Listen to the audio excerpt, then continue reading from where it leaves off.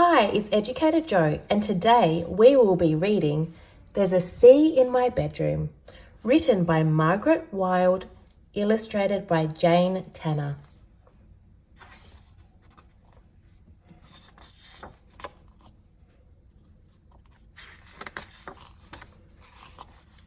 David was frightened of the sea. It was a huge, wet monster that gobbled him up, knocked him over, turned him upside down. He didn't like the sea, not at all, not one bit. But he liked collecting shells. He had fan-shaped ones, some that looked like trumpets, and some that looked like curved animals' teeth. They were yellow and grey and pink and purple. Then one day he found a conch shell. It was shaped like a pear, brown on the outside and orange inside. "That's a very special shell," said his father.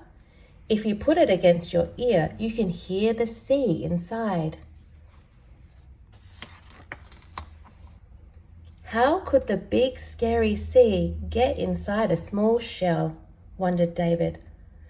But he pressed the shell against his ear and listened and listened. Then he heard the sea. It was soft and growly and friendly. David wasn't scared of this sea, not at all, not one bit. He took the shell to his bedroom and put it on the chair next to his bed. He felt sorry for the sea. It couldn't enjoy being trapped inside the shell. Perhaps he could let it out, just for a short while. It was such a friendly sea, all soft and growly.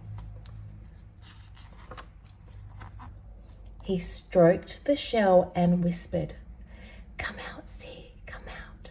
I won't hurt you." He waited and waited. Nothing happened. Then he heard a swish, swishing noise, and the sea rushed out of the shell. It curled around his toes, foamed up his legs, and beat gently against the bed. David was getting wet, but he didn't mind, not at all, not one bit. He flopped down in the water and kicked his legs and splashed. He rode in his toy box, floated on his back, and did somersaults 1, 2, 3. All around him, his toys bobbed in the water, his red tugboat, his yellow wooden duck, and his blue striped seaplane.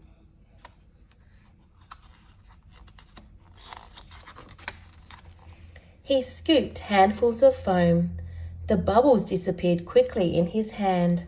He laughed and laughed and laughed. His mother and father heard him and called, "What are you doing, David? What are you up to?" David jumped into the waves, then came up for air and shouted, "Mom, Dad, there's a sea in my bedroom. I'm jumping in the waves. I'm getting all wet." "A sea in his bedroom?" said his father. "A sea in his bedroom?" said his mother. "What is he doing?" They opened the bedroom door and peeped in. There was David, swimming on the floor with his toys all around him. But there was no sea at all. David sat up. He touched his trousers and shirt and his hair. He was dry. "There was a sea," he said. "There was. A soft, growly, friendly sea.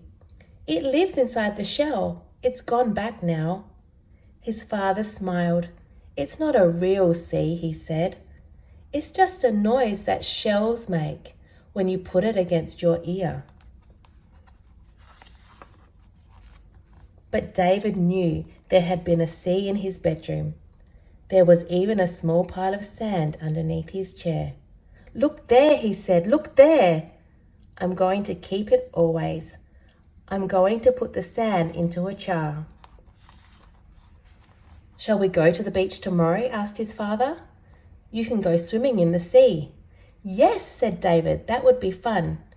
He would take his kickboard, his snorkel, and his bucket and spade. He wasn't frightened of the big sea anymore. Not at all. Not one bit. The end. Comment down below if there are any other books you would like me to read. Don't forget to like and subscribe. Bye.